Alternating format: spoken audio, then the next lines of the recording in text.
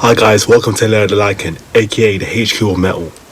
Now to me, metal music is rebellion, expression, brutality, nonconformity, oneness, victory and serenity. And in this video, I'll be looking at some of the best contributions to metal from the Golden State known as California. So the world's sixth largest economy enjoys its peerless status as the capital of the US heavy metal. Sorry East Coast, but when it comes to American metal, West is the best. From Bay Area thrash to the sleazy mayhem of the Sunset Strip to the ferocious hardcore influenced battlefields of Orange County, fans of California have created and shaped and inspired some of the most vital elements in heavy metal, from the genre's very birth straight through to the present day.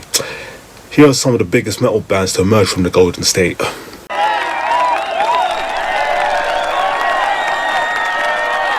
Long after planet Earth had been blown into a planetary cloud of ice dust, intelligent beings in the universe will continue to debate who created heavy metal. Black Sabbath, Led Zeppelin. Any discussion regarding metal's origin must include San Francisco's Blue Cheer, whose majestic 1968 debut, Vince Bus Eruptum, is credited by many as the first metal album, and which was described at the time as the loudest record ever made. The sound they cultivated for a follow-up, Inside, proved too massive to record in the studio, requiring the band to record bits outside. Visionary, brutal and bludgeoning live, Blue Cheer eluded commercial success in their prime, but history has established that they weren't out of step. They were just miles ahead of their time.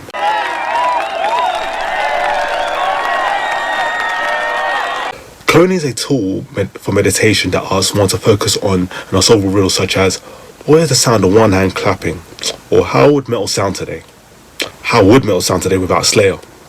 The influence of the legendary Huntington Park Quartet can never be outstated. From black metal's frozen north to the burgeoning scenes erupting in South America and the Far East, and space upending notions of traditional metal with a blood-soaked blueprint for something harder, faster and more aggressive than anything ever heard.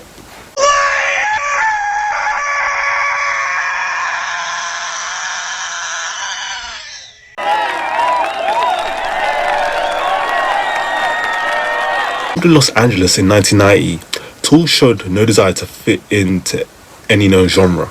Instead, conjured an utterly pulverizing mix that couched thick, fuzzed-out riffage within the spirals of mesmerizing polyrhythms, setting prog metal on a dark and dizzying new course. Even as they seem to brazenly shun commercial attentions, their full-length debut, Undertow, went platinum, as have all three of their subsequent studio outings. The future looks optimistic for Tool fans.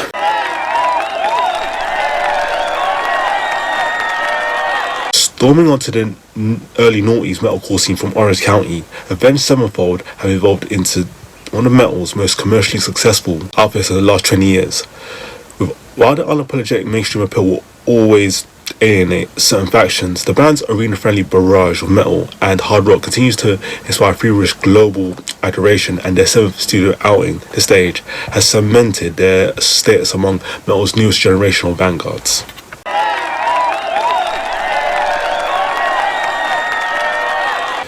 These hard-changing sleaze merchants from Sunset Strip have not only orchestrated some of glam metal's most timeless riffs, but their prolific commercial ascension. In the mid to late 80s, dragged guitar driven back into the mainstream. Motley Crue's 1981 debut, Too Fast for Love, set up as a slate of grimy, lo-fi riffs that set the stage for the rise of glam metal and the unapologetic appropriation of leather, pentagrams and face paint dovetail perfectly with the metal scenes congealing at the turn of the decade. They remain the glam metal gold standard of one of the most successful bands in modern music.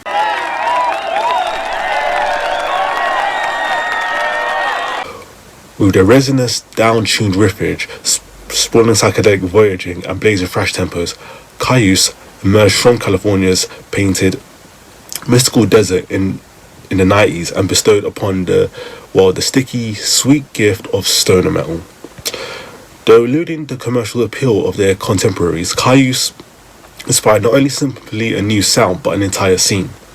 While their studio output is frustratingly scarce, their panoptic influence endures well into the current day.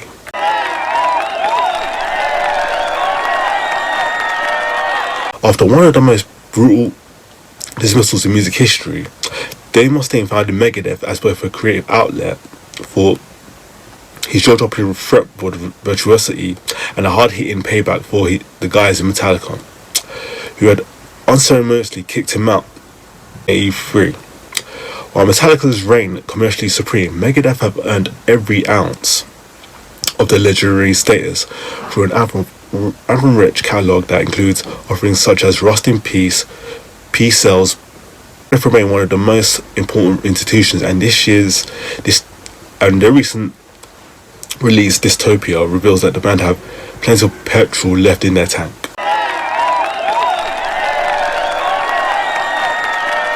The derivative pitfalls of their mid-90s contemporaries, Northern California's Deftones sidestepped the tedious all-metal cliches in favor of a sharp, captivating sound that Chino Marino's harsh, transfixion vocals against skull-pounding rules of harder metal riffage through progressively more ambitious outlets like White Pony, Hoi no Yokan, and the recent release of Gore.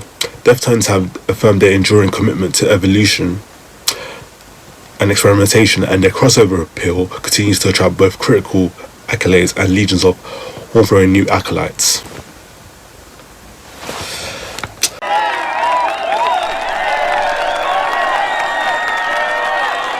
For over 25 years, the Northern California metalers have released one blistering riff-powered campaign after another, fusing from full-throttle tempos of Slayer with the bold flourishes of their symphonic and the new age of British heavy metal inspired metal for a sound that boasts astonishing depth.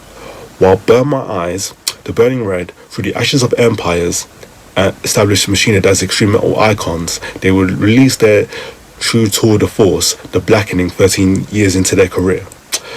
Following that record up with a pair of modern classics, Onto the Locust and Blood and Diamonds, Machine Head displays zero signs of creative atrophy or slowing down anytime soon.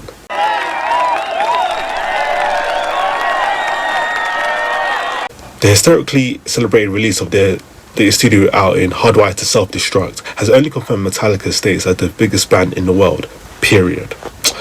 Founded in Los Angeles in '81, Metallica have transcended all labels, genres, and have emerged as the bona fide pop culture institution, appearing on The Simpsons, South Park, getting name checked on Seinfeld, and receiving their own official day from the city of San Francisco.